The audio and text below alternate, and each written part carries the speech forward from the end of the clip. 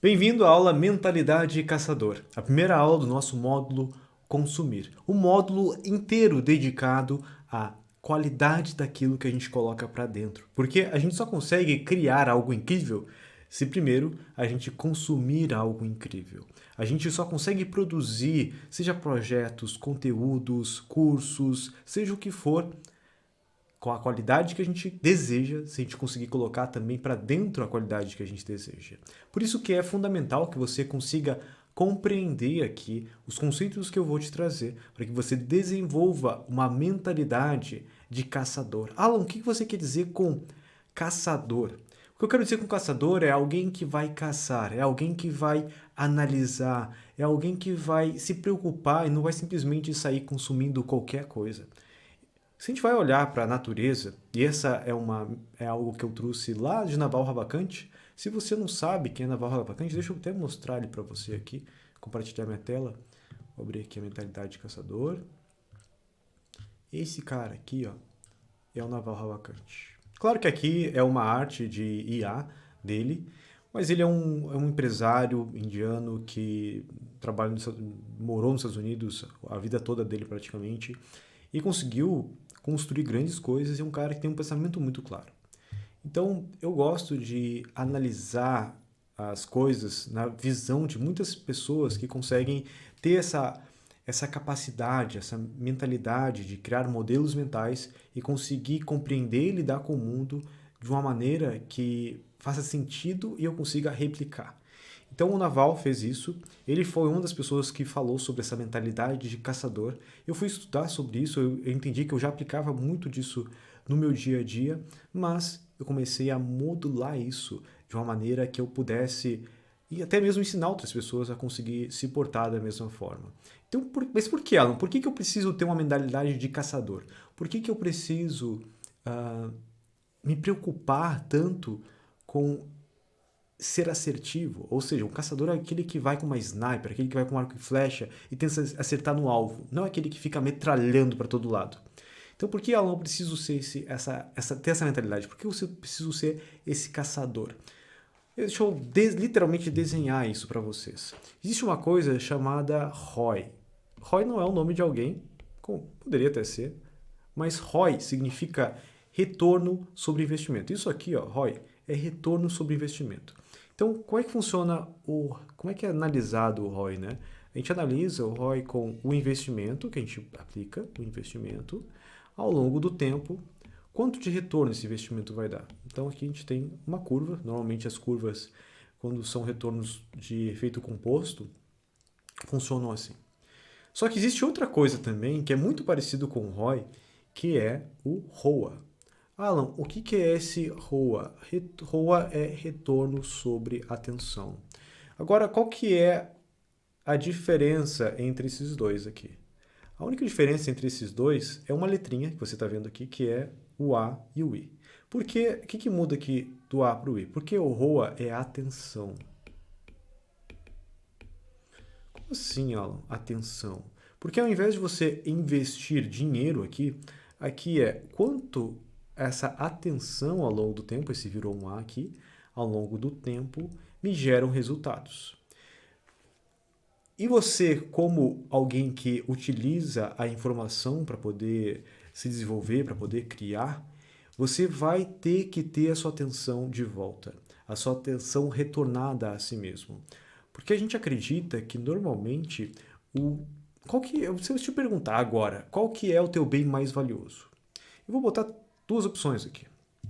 Vou voltar aqui para o desenho, vou botar o Tzinho aqui, de tempo, e o D de dinheiro.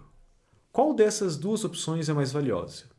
Você vai me dizer, Alan, com dinheiro eu consigo comprar tudo que eu quiser. Só que tem um detalhe: com dinheiro você não compra mais tempo. Você pode comprar talvez o tempo de alguém, você consegue comprar coisas que talvez possibilitem que você tenha uma vida um pouco mais longa, mas você não consegue comprar todos os anos que já se foram. Então, ele é mais limitado, o tempo é mais limitado que o dinheiro. Então aqui você não vai conseguir ter um tempo ilimitado. O tempo vai ter ali, você vai ter, por exemplo, 80 anos, talvez.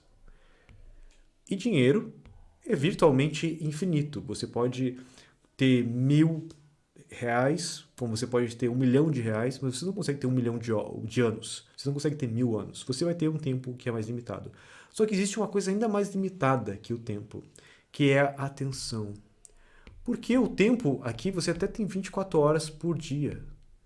Só que de atenção você não vai ter 24 horas por dia de atenção. Você talvez tenha 1 hora por dia de atenção. Talvez você tenha, sei lá, 2 horas por dia de atenção. Mas é isso que você vai ter de atenção por dia. Então, e isso acontece porque hoje em dia todos estão competindo pela mesma coisa, a sua atenção. Empresas investem bilhões de dólares em tecnologias, em algoritmos que fazem com que você fique preso, simplesmente rolando para baixo, consumindo dopamina barata e fazendo com que você fique ali, seja um cliente que fique comprando coisas dos anunciantes deles.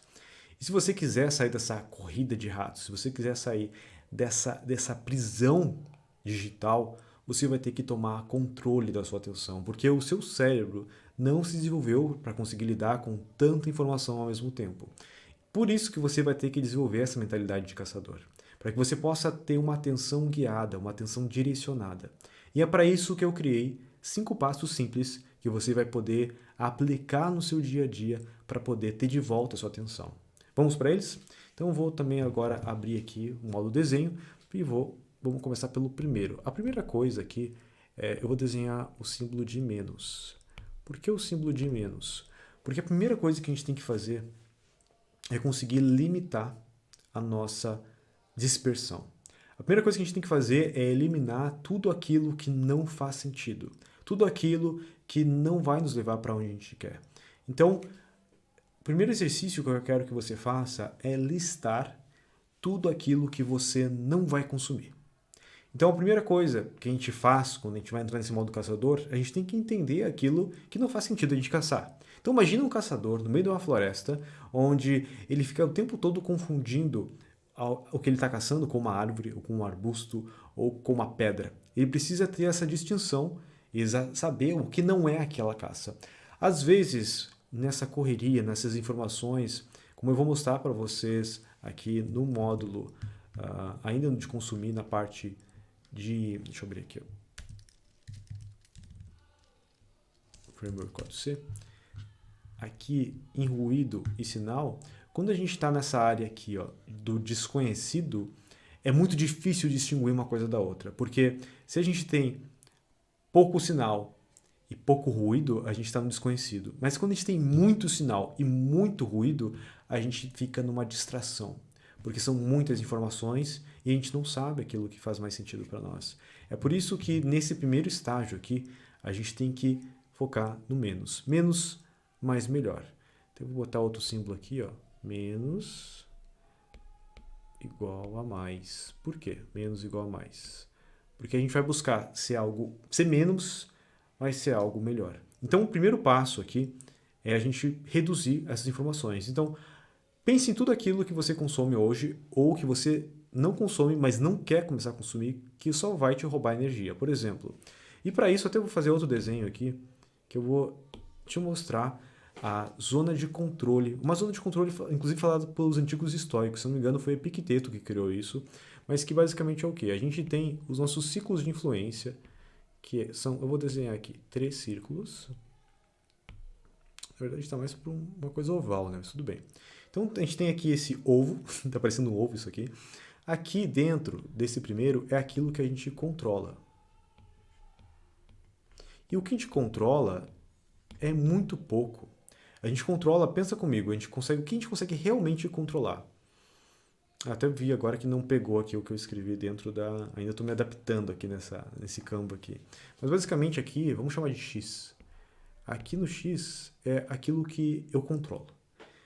Eu controlo, por exemplo, alguns dos meus hábitos, porque alguns dos hábitos que eu tenho são até automáticos e eu preciso estar mais atento para conseguir modificar, mas eu também consigo modificar eles.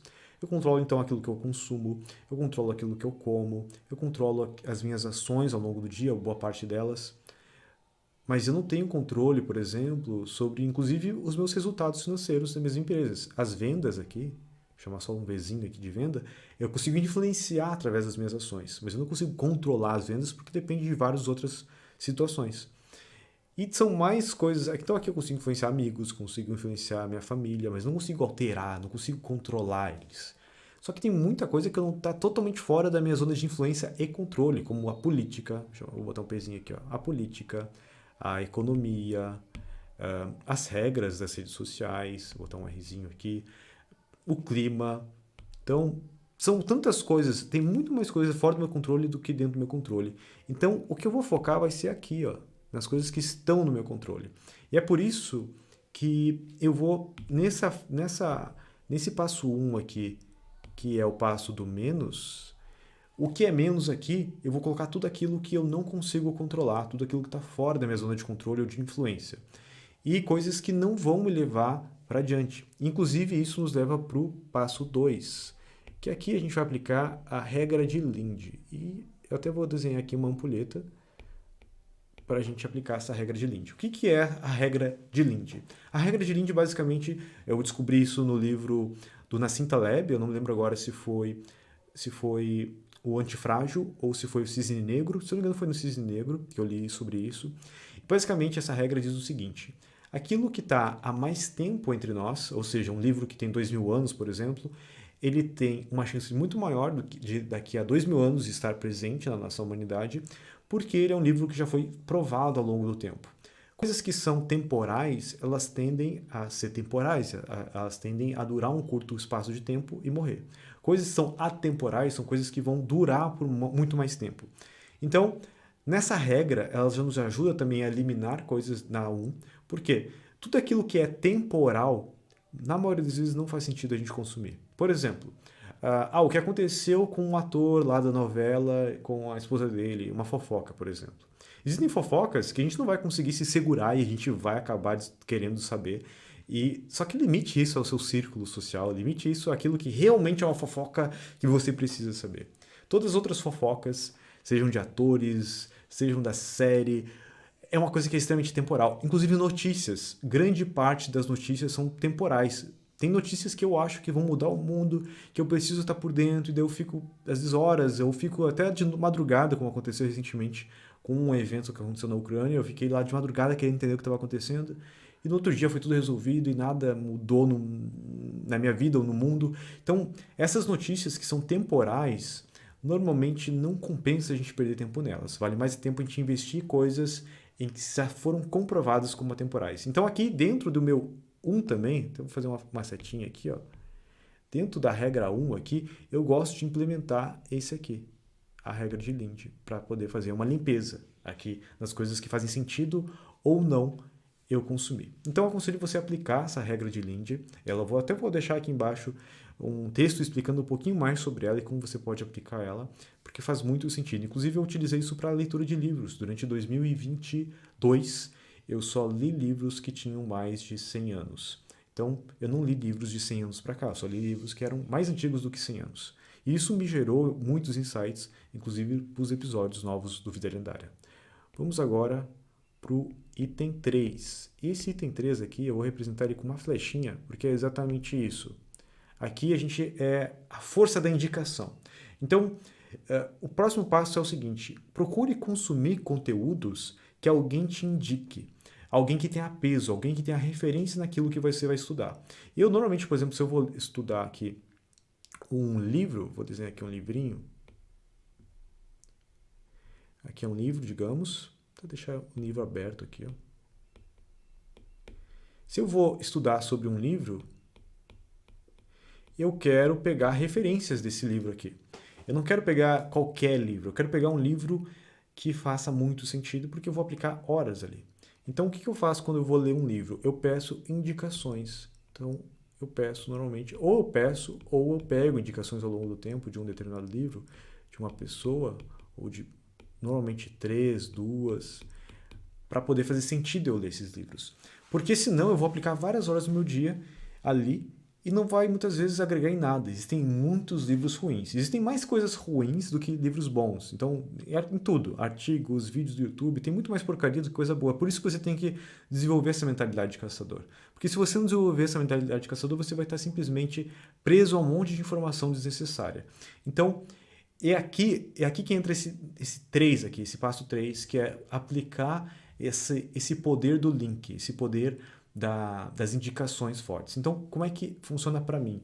Eu gosto de pegar referências de pessoas que já estão naquele campo de estudo. Então, por exemplo, eu tenho estudado ultimamente agora sobre neuroatípicos. Então, eu vou pegar conselhos de pessoas que são psicólogos, são psiquiatras, ou que têm alguma inclinação, neurocientistas, a esses assuntos. Então, eu pego a indicação deles para leitura de livros sobre esse assunto.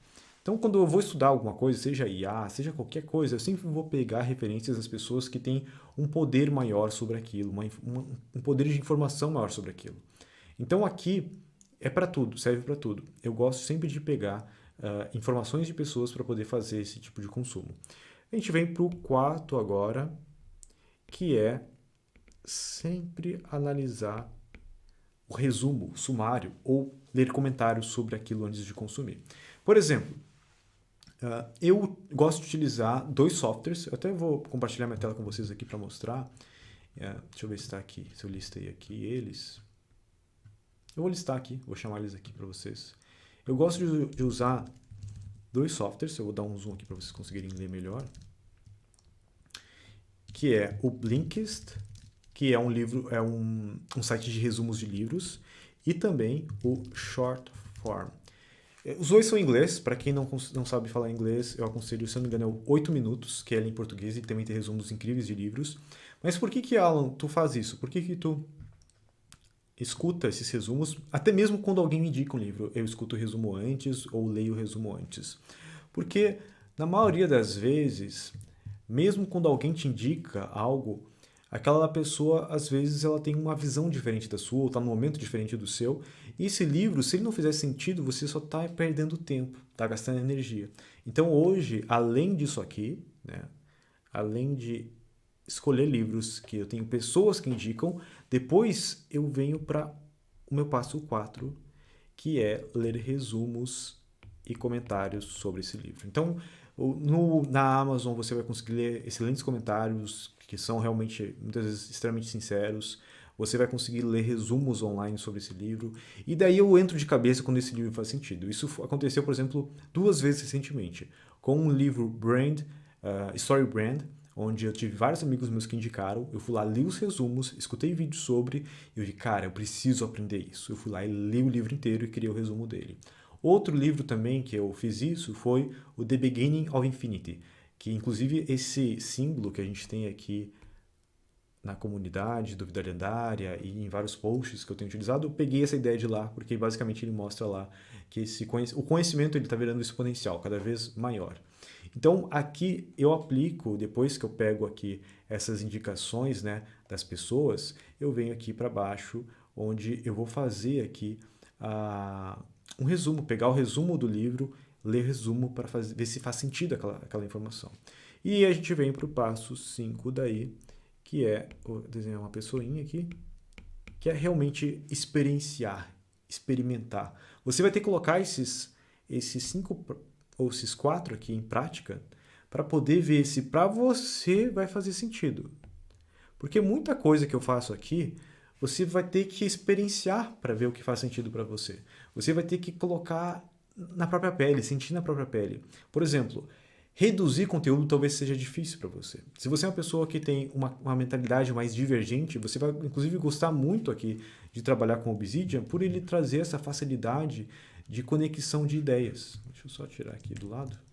Essas conexões de ideias aqui vão facilitar muito para você conseguir divergir, ou seja, você entrar em vários buracos diferentes aí e conseguir encontrar e conectar eles. Mas, ao mesmo tempo, é importante que você consiga ter esses filtros para reduzir as informações. É algo que a gente vai trabalhar um pouco mais aqui, mas esses filtros, para você conseguir reduzir essas distrações é extremamente importante. Porque o que mais tem hoje é conteúdo, é informação, e esses filtros, que é basicamente o que a gente está criando nessa aula através dos 5 passos, vai fazer com que cheguem informações muito mais validadas e que façam sentido para que você possa atuar numa zona de genialidade, que é uma zona que eu vou falar um pouquinho mais para frente, que ninguém consegue te segurar. Então, aplique esses 5 passos, entenda o que faz sentido para você, que eu tenho certeza que eles podem, assim como fizeram para mim, fazer com que você se torne aí um caçador de conteúdos, dos melhores conteúdos, para que você possa produzir melhor pelo fato de consumir melhor.